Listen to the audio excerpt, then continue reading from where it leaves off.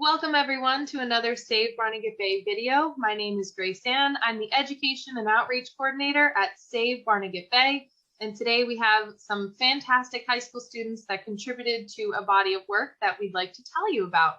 So a few years ago, Clean Ocean Action and Save Barnegat Bay applied for a grant from the DEP to find and fix pathogen pollution in the Toms River, specifically the basin of the Toms River. And in that process, we have folks who are monitoring water quality, so looking at different parameters of the water. And then that will help further influence decisions made by folks guiding a poop sniffing dog to find and fix that pathogen pollution in the Toms River. So I don't want to give too much away because I would like to invite our students that got to participate in this project to not only introduce themselves. They worked on this project over the summer of 2021, and they are all from the Marine Academy of Technology and Environmental Science, which is a high school in Manahawkin that takes students from all over Ocean County who excel in math and science, and they've had the excellent opportunity to get to contribute to this larger body of work. So let's start off with having all of them introduce themselves. Why don't we start out with Scott? Hi, my name is Scott Miller, and I'm currently a senior at Mates. And let's go to Kyle. Hi, I'm Kyle Cousens, and I'm a junior at Mates. And the lovely ladies. Hi, everyone. I'm Bethany Suligan. I am a junior at Mates right now. Hi, I'm Brianna Suligan, and I'm also a junior at Mates.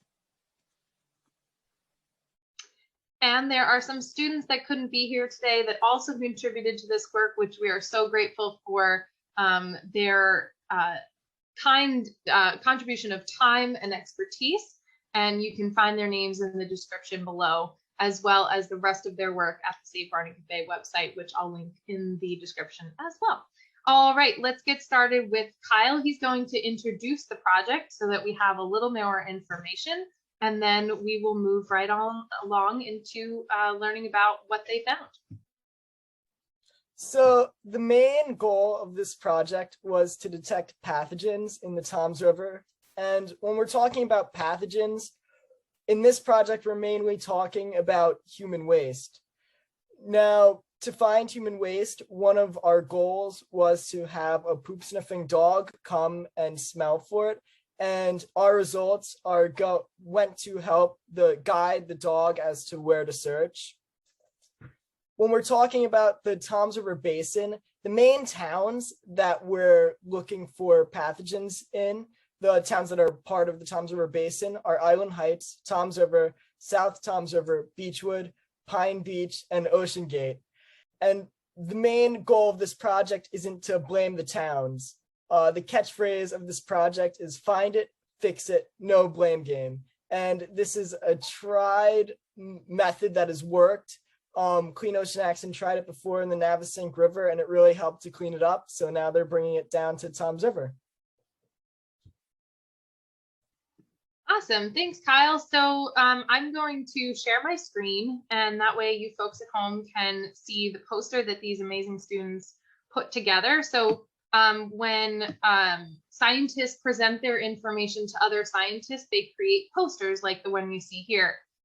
So everyone's names are listed at the top for all the young people that worked on this, and obviously their high school, as well as the year and the time it took place. So we kind of got an introduction, a very brief introduction. So I think the ladies are going to help us understand a little bit better the methods that they used. So as for sampling of the water that we tested, sampling was conducted from June 7th to July 27th of 2021, and sample sites were shown in these maps in the poster.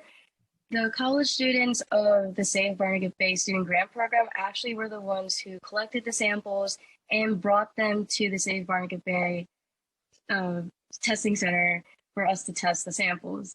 They collected about 300 milliliters of water at each site, and we used various meters to look at various parameters such as turbidity and chlorophyll. We also looked at dissolved oxygen and total suspended solids. We also considered rain events and other weather events because that could affect our readings in all the parameters we looked at.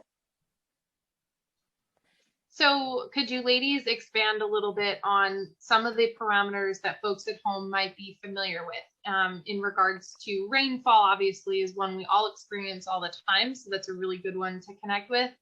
And then some of the other things that might make sense to help explain what we're actually looking for when you're out there testing for water quality. Okay, so one of the parameters that we tested for and analyzed was chlorophyll. And in figure 9, which is in the center of the poster, we graphed some ranges of the chlorophyll along the Toms River, along our 11 sample sites. And one of our most notable findings was in our sample sites TR10 and TR11, which are in Island Heights. These had significantly higher chlorophyll readings compared to more upstream compared to like South Toms River. And this could be correlated to less tidal flushing in the area. And this would be more of an indicator of like less flushing for bacteria. So you can make that connection that if there's less chlorophyll flushing in this area, there could be more higher bacteria readings in this area as well. That's really interesting. So in Island Heights, which I want to zoom out a little bit, hang on. I'm just going to point out here, Island Heights is right over here, TR9, you said, right? Right here. TR9, TR10, and TR11, yes. They're all got it. So these are all Island Heights. So I will link this poster in the description as well, so folks at home can see this, so that you can zoom in closer to their work and see what they're talking about with that. And then I think we have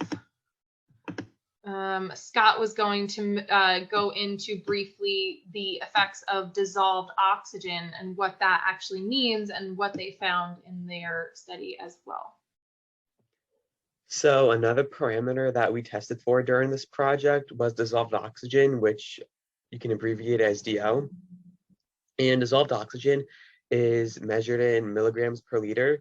And to measure it for this project, we used a YSI 556 multi-probe water quality meter. And what we found out was that the numbers or the measurements ranged anywhere from 1.87 milligrams per liter and 11.35 milligrams per liter. And the area that we found in the river that had the lowest amount of dissolved oxygen readings was TR10, which is Dillon's Creek. And if you look on the poster, you'll see that that's sort of like out of the way of the river. So there's not really much tidal activity going on there. So it means like there's less flowing of water, which means less dissolved oxygen in the end. And another way that dissolved oxygen might be lower is because the temperatures can be higher. Because when water temperatures are higher, dissolved oxygen tends to dissolve, like it doesn't dissolve as much in water. But when the temperature is lower, it tends to take in more oxygen. So those are some reasons why the levels could have been lower at TR10.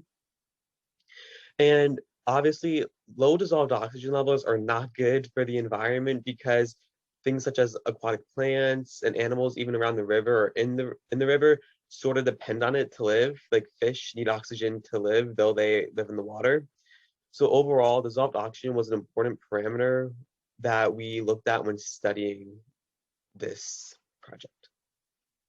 And can we, Scott, can you link for me and for the folks at home the connection between higher bacterial levels and lower dissolved oxygen levels, and that just that very simple process that, you know, the way, you know, bacteria, you know, as they grow and eat and they exist and then they have to break down, right? And then other things eat them, and then bacteria that consumes things in the water actually uses up oxygen, right? As the process is going on, and then that can also deplete dissolved oxygen in the water. So when we're talking about pathogens in the river, we've got these high levels of bacteria, and obviously there's a lot of chemistry going on here that, we're not getting into the weeds of, but very basically higher levels of bacteria can contribute to, in one case, lower levels of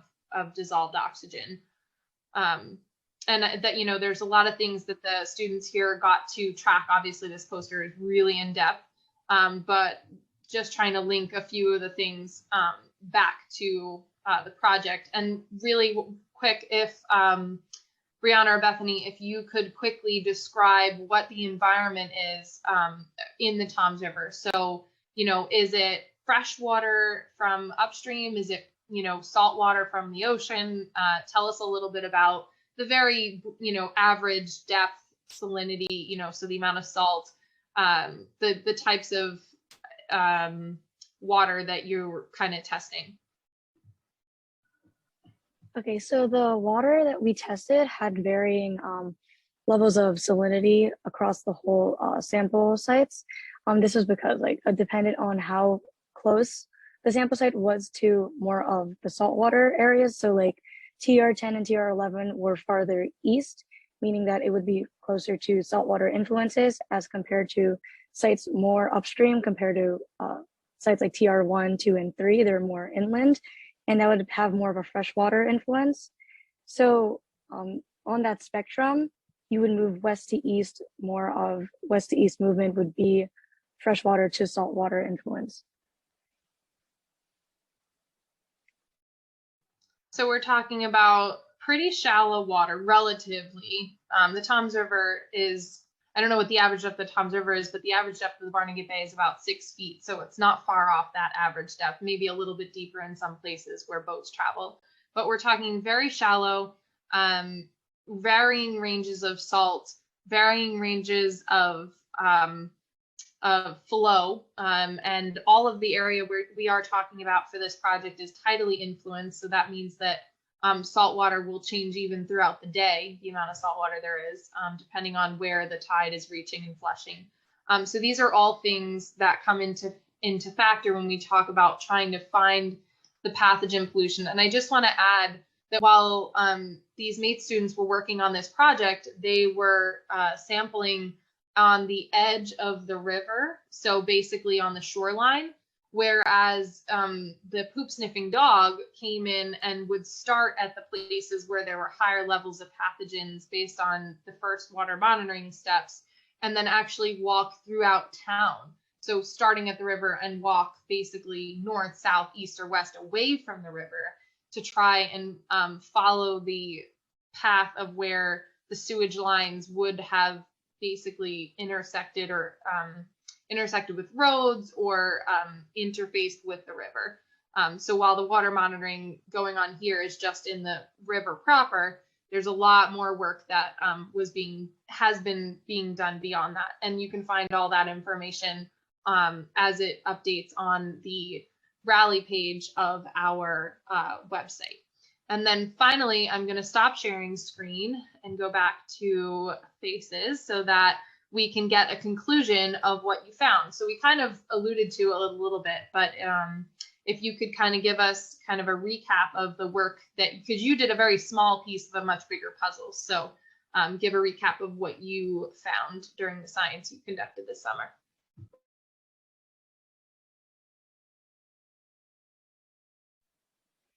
Okay, so for the conclusion of this project, the overall goal was to study various relationships between all of the parameters that we were looking at, like pH, chlorophyll, salinity, all of those parameters, to understand how they might influence pathogenic bacteria in the Toms River. And understanding these relationships between these parameters and bacteria would help us gain a better understanding of why certain areas might be struggling with poor water quality or more levels of bacteria, and so that we can apply what we learned here to hopefully find some solutions towards fixing these water quality and pathogen issues in our communities.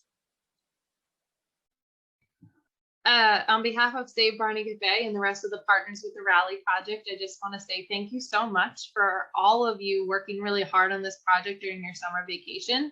And I hope that you folks at home have a better understanding of the work that these amazing high school students contributed to, and that you follow the rest of our project along as it progresses. So this project has 2 more years of it to go. And so we're finishing up this first year. And some of these young people are about to go off to college.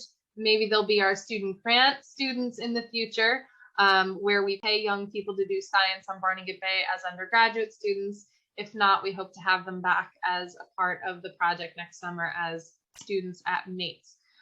So if you have any questions about this project, please feel free to email me, education@savebarnegatbay.org, or you can check out our website, www.savebarnegatbay.org, and click on the word educate at the top of the page. Scroll down and find the tile that says rally. It has a little dog on it, and you can learn all about the rest of this project. Thanks so much for watching, and we'll see you next time. Bye.